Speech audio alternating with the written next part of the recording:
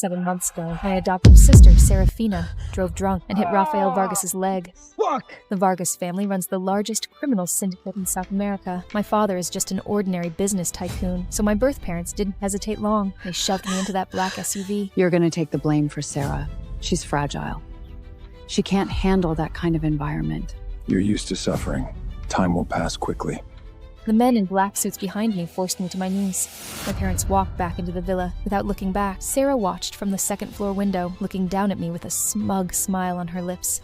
That night, I was locked in a basement. They beat me for 3 days straight. From then on, during the day I served as Rafael Vargas' slave, making his bed, bringing his meals, cleaning his bandages, then being cursed at and kicked. Until 1 month later, I crouched in a storage closet with a stolen phone. I dialed my fiancé, Dominic Castellano. He was away from Chicago, negotiating an arms deal. I waited, trembling, but he hung up on me. He just sent me one text. A few months. It'll pass quickly. Serafina is fragile. You should understand them. Then every last shred of hope died in me. 7 months later, the Vargas family dumped me in front of a black Escalade. I limped forward a few steps.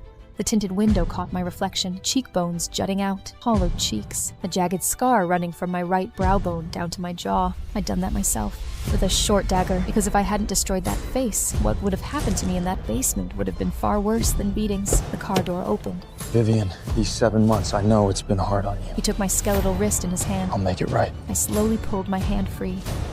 His hand lingered in midair for a moment, then dropped. We got in the car. He broke the silence again. We all remembered you were coming home today. It's just, Sarah's heart palpitations flared up again. Your parents and Marcus are all at the hospital with her right now. When we get home, just rest. I closed my eyes and said nothing. At 15, my parents finally found me, but they never loved me. I always had to defer to Sarah, and 7 months ago, they forced me to take the fall for her crime. Compared to Sarah, I was the one who felt like the adopted outsider. Now, after 7 months in captivity, 210 days and nights, it was enough to see Dominic and my family for what they truly were. They didn't love me, and I didn't want to marry him anymore. Back at the Langford estate, only the housekeeper and the staff were there. Mr. Castellano, welcome. The housekeeper greeted Dominic with deference, then finally spared me a glance. You, Madam Langford, asked me to pass along a message. Now that you're back, don't show yourself around. Too scandalous. Scandalous. I was the one who took the fall for Sarah's crime, and yet somehow I was the disgrace. But I just nodded. Okay.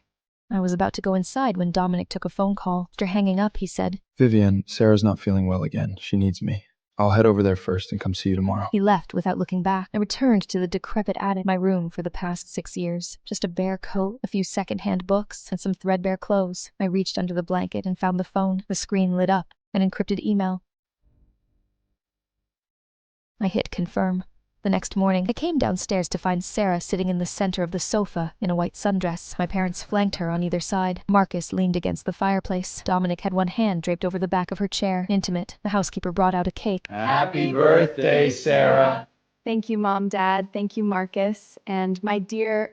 Oh, wait, I mean Dominic. She stuck out her tongue the way she always did. I know I can't eat cake, but you always pick the most beautiful one for me.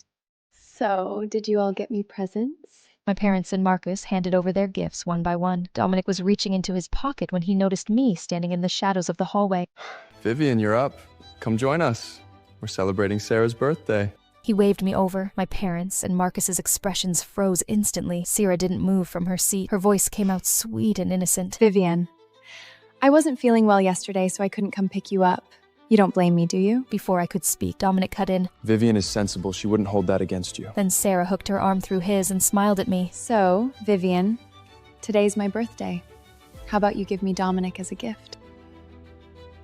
Everyone in the room just stared at me in silence, including my fiancé. I smiled faintly. And if I refuse? Then she switched to Italian. They'd always assumed I knew nothing, having grown up in an orphanage. Stavo solo scherzando. Perché Vivienne deve sempre render tutto così serio e imbarazzante? Non essere triste, tesoro. Vivienne è abituata a vivere in mezzo a quella gente misera e fatta così, grata e piena di affezione. Non badarle. Sera, non abbasciarti al suo livello. In ogni caso, io e tua madre ti abbiamo sempre considerata una figlia nostra, a tutti gli effetti. Marcus scoffed. Non dare retta a quella pacca, Sera. Tu sarai sempre la mia unica sorella. What a happy family. I played dumb and turned to Dominic. What are they talking about? Something flickered behind those deep-set eyes. Sarah said she was just joking. Everyone's telling you not to overthink I it. still don't know how Dominic and my family managed to lie to my face without even flinching. They didn't know that I understood every single word. After I was brought back at 15, I taught myself Italian, French, and Danish to fit in with this family, but they never cared enough to notice. They'd all forgotten. Today was also my birthday. Over the next few days, I kept up my routine, working odd jobs during the day, preparing for my departure. That night, I came home to find everyone waiting for me in the living room. My parents, Marcus, Sarah, and Dominic. My mother muttered something in Italian first. Tornare a casa a quest'ora. Chissà che porcacce combinava là fuori. My father shot her a look. Viviana, there you are. Sit down. We need to talk. The doctors say Sarah's mental health is deteriorating, and given your current condition, you're hardly suited for marriage anyway. So we've made it a decision for you. We're transferring your engagement to Dominic over to Sarah. You won't have a problem with that, will you? Her eyes swept over my ruined face and broken body. I shifted my gaze to Dominic. You agreed to this? Sarah's only wish right now is to marry me. We just want to keep her stable. Dominic rose from the sofa and walked over to me, reaching for my hand. Don't worry, Vivian. It's only a ceremony to make her happy. It's temporary. I won't betray you.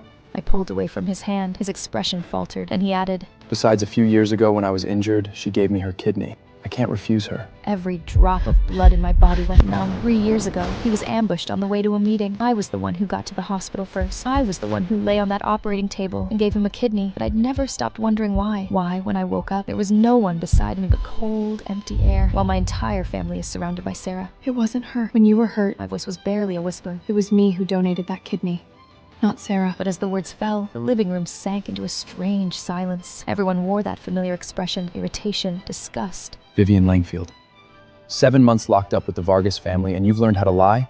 Sarah saved me. Your parents and the doctors can all confirm it.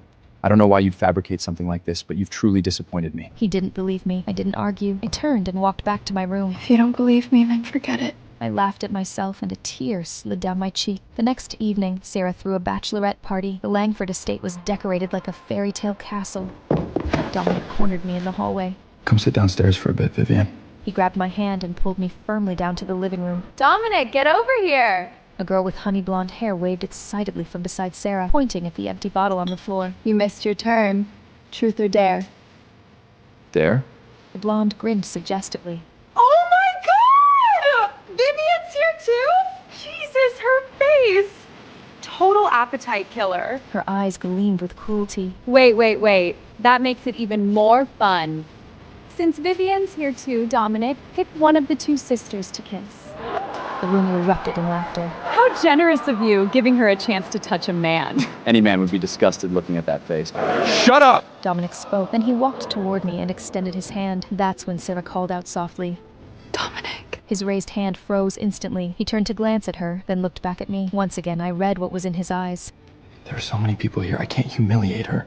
You understand, right? He said under his breath. I just gave a quiet Then I watched him turn around and kiss Sarah.